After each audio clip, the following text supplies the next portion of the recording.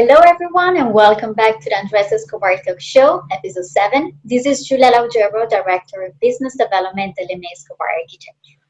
Today, guest is Fred Gelsomino, Vice President at Zoom Living, Florida. Welcome to the show, Fred. It's really a pleasure having you with us today. Thank you. It's a pleasure to be here. Today's episode will bring us to the beautiful and sunny Florida, and specifically to two particular locations, so West Palm Beach and Coral Gables, where there are two fantastic properties currently under construction. But before starting talking about the project, Brett, we would love to know more of how and when you actually met Andres, and when did you start working together? Sure. So I was introduced to Andres in May or June of 2019 through our development and operating partner for these two projects, Watermark Retirement Communities. Andres is working with Watermark on a few of their other projects and introduced us, and I immediately identified a talent, a great body of work, and relevant experience for what we were developing, and sort of hit it off then. Actually, kind of a very interesting introduction, because I didn't really know Brett, and he didn't know me either, and we actually got into a very lengthy telephone conversation where he basically wanted to know how was our process, how do we get engaged in the projects, and essentially pretty much everything that I had described to Brett. It says, this is exactly what we're looking for. That's how we like the process to take place. Let's take it to the next level. So he invited us to do a proposal to answer an RFP. But I decided that it would be probably better for me to go down to Florida, where he was very gracious and got basically all the powers to be involved in this meeting. And we had an in-person presentation, and I think that solidified the relationship, not only from Brett's point of view, but from the entire team. And we got working into these wonderful projects, and they're two beautiful, senior communities, again, with the idea and the mission to provide the best possible environment for the residents that they are going to be housing in these two locations. Fantastic. And Brett, let me ask you, do you want to kind of give us a better introduction and an explanation of why those two specific locations, why West Palm Beach and Coral Gables, to establish those two major senior community living properties? Sure. So to answer that, I'll back up just a little bit and tell you a little bit more about ZOM Senior Living and what our sort of development thesis is, if you will. And ZOM, as a development company, we would consider ourselves experts in the realm of urban development. While we do development in suburban and urban locations, our forte seems to be really executing in urban locations with complex projects, with difficult logistics and high barrier to entry sites and markets. And these two sites fit that description perfectly. Coral Gables is a extremely high barrier to entry, a very coveted neighborhood to develop and live in.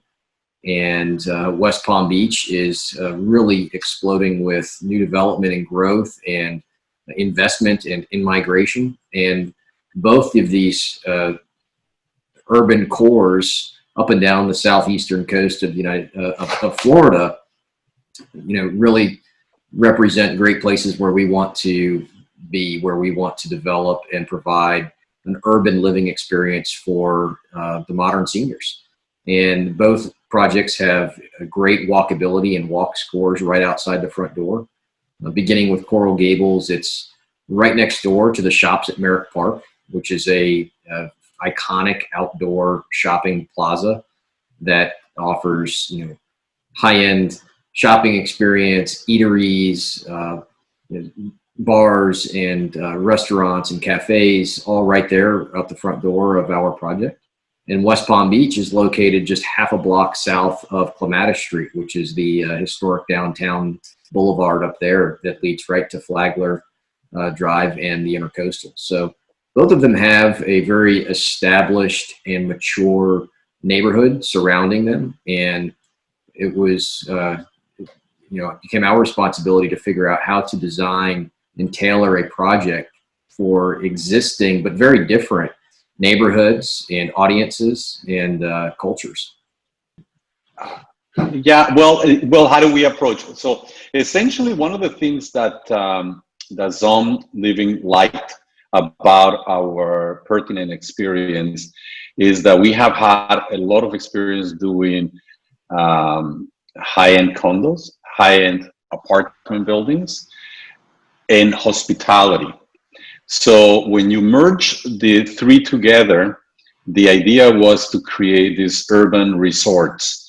So the look and feel is very much of a resort hospitality environment with all the gamut of amenities that will basically appeal to their wide range of clientele. So the F&B aspect of the project is very important. The arrival experience is very important.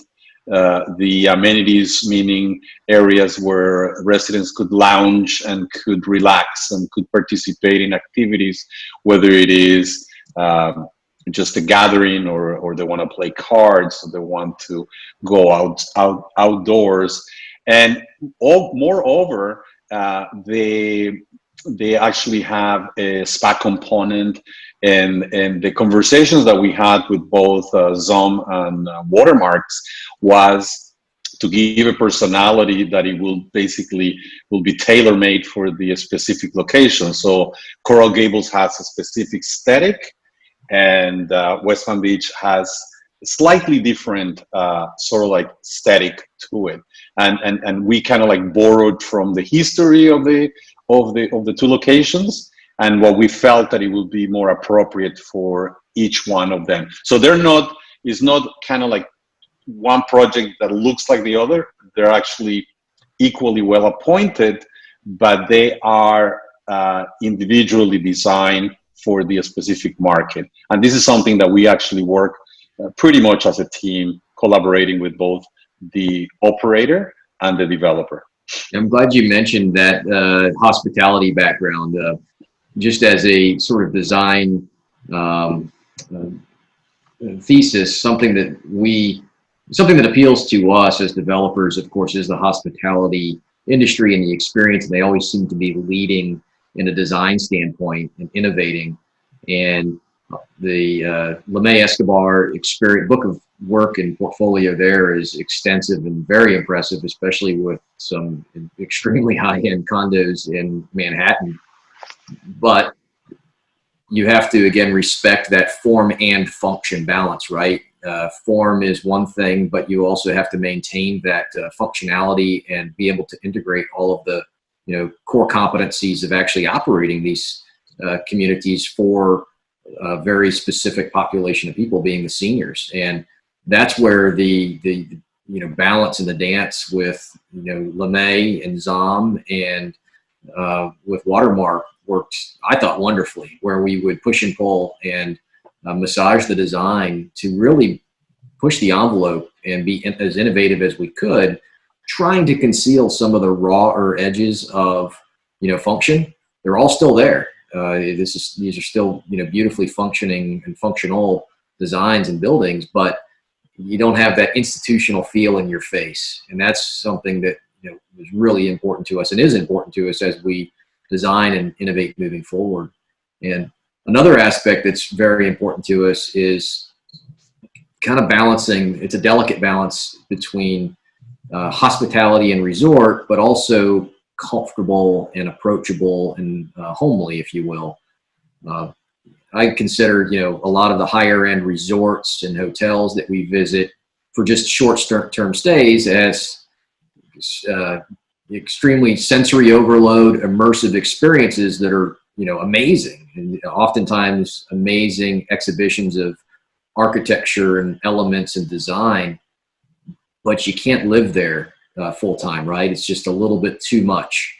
And something that we accomplished here beautifully is balancing that luxury and that elegance and all of those beautiful elements, but not doing it in a way that would be overwhelming for folks that are going to be living here full time. So really, again, pushing that envelope without pushing it too far, because you could create a design that could be, too whimsical and sometimes offensive if overdone. And I feel that we struck a balance here that the imagery is absolutely beautiful. I can't wait to see it in person.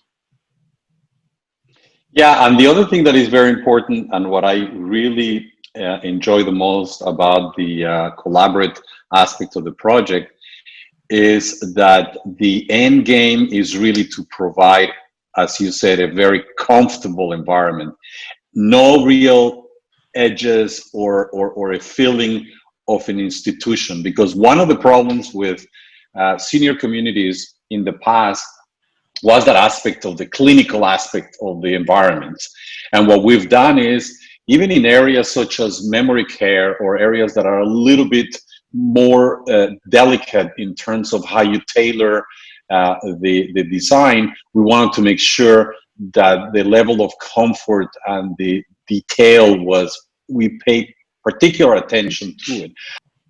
Fantastic. And let me ask you to both of you, what do you think are going to be the elements that really characterize each of the project? There is a specific room or a specific design element that you think is really going to make those projects stand out? So I'll go first. At Coral Gables, the bistro, I feel, is just out of this world. The design there is so unique and original, and you truly feel like you've been transported to a French bistro in that one room. Something that's very interesting and challenging about these projects is you do have so many different spaces to design and some different rooms, multiple dining rooms, multiple bars. Some are casual, some are formal. You've got spas. I mean, there's 45,000 square feet of amenity space. And being able to flow from one distinct style and architecture in one room to a totally different one in another, and do it in a way that flows and feels natural is really neat. And the bistro there and the spa at Coral Gables are two of the standouts. The spa to me feels like it's a Four Seasons quality resort. It's very luxurious. It's not overdone. It's just elegant and beautiful. And these are amenities that are available to our residents to receive spa treatments, go there, get their hair cut, get their nails done, invite mom or mom invites the daughter or son over, and they spend the day together. So being able to design a place of that quality for that purpose is a lot of fun. At West Palm Beach, I think that the room that hits my heartstrings the most is the Sky Lounge.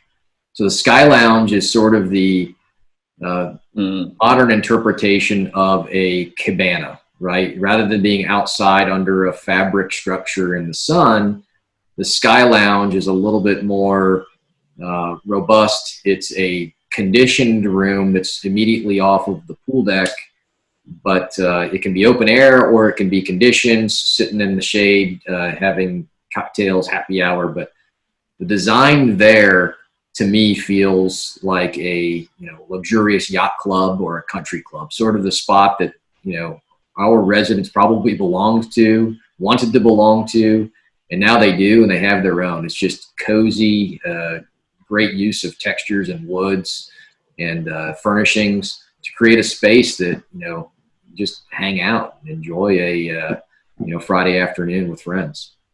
But the idea, again, is that both have their own personality. And again, that personality stems from lengthy conversations that we had during the brainstorming sessions between all the stakeholders.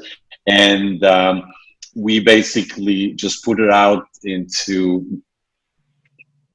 words into a real realization. So, and And the way that we had presented all these different spaces was by sort of like this virtual reality type of presentations that allowed every member of the team to be able to sort of like dream, tweak it, modify it.